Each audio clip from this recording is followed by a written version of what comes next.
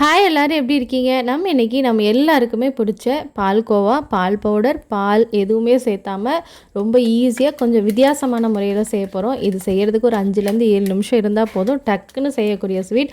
உங்களுக்கு ஏதாவது ஸ்வீட் சாப்பிடணும் அப்படின்னா டக்குன்னு இதை நீங்கள் கண்டிப்பாக ட்ரை பண்ணி பார்க்கலாம். இதுக்கு வந்து ஒரு பவுலில் 1 டேபிள் ஸ்பூன் அளவுக்கு தயிர் எடுத்துகிட்டு அதை நல்லா கட்டி இல்லாமல் அடிச்சுக்கிட்டு ஒரு பாத்திரத்தில் சேர்த்துக்கோங்க. இப்போது 190 கிராம் அளவுக்கு ரீஃபில் பேக் இருக்குல்ல, அந்த கண்டென்ஸ் மில்க் நான் எடுத்திருக்கேன். அது ஃபுல்லாத்தையும் நம்ம இதில் சேர்த்துருவோம். இப்போ இதோட ஒரே ஒரு பிஞ்ச் அளவுக்கு உப்பு சேர்த்துட்டு இது எல்லாத்தையும் நல்லா மிக்ஸ் பண்ணிக்கலாம்.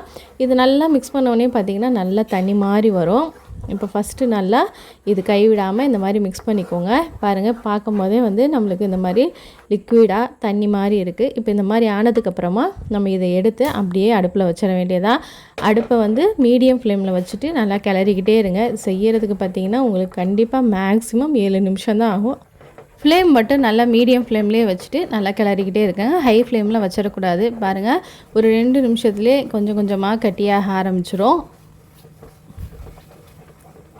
இப்போ பாருங்கள், ஒரு 3 நிமிஷம் ஆயிடுச்சு. நம்மளோடது பாருங்கள் கட்டியாகிக்கிட்டே வருது. இந்த மாதிரி நம்மளுக்கு ஒரு மாதிரி திரண்டு பால்கோவா மாதிரியே நம்மளுக்கு தெரியும். பாருங்கள், எல்லாமே கொஞ்சம் நல்லா கெட்டியாக ஆரம்பிச்சிருச்சு. இப்போ கரெக்டாக ஒரு 4 நிமிஷம் ஆயிடுச்சு. இதுக்கப்புறமா எல்லாமே கொஞ்சம் கெட்டியானதுக்கப்புறமா 1 டீஸ்பூன் அளவுக்கு நம்ம நெய் சேர்த்துக்குவோம்.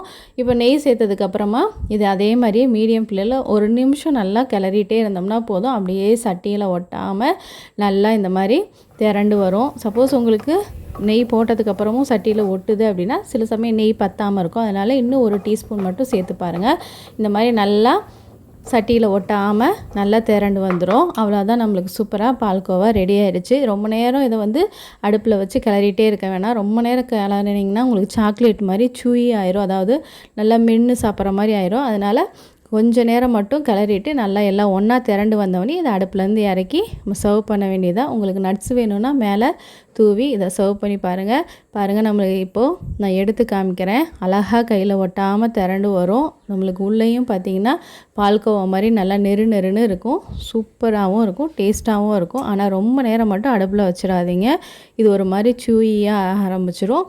கண்டிப்பாக நான் சொன்ன மெத்தடில் சொன்ன அளவுகளில் ட்ரை பண்ணி பாருங்கள். உங்களுக்கு சூப்பரான பால்கோவா டக்குன்னு ரெடி ஆயிரும். இன்னொரு இன்ட்ரெஸ்டிங்கான வீடியோவில் உங்கள் எல்லாரையும் சந்திக்கிறேன். அதுவரை டேக் கேர், பை பாய்.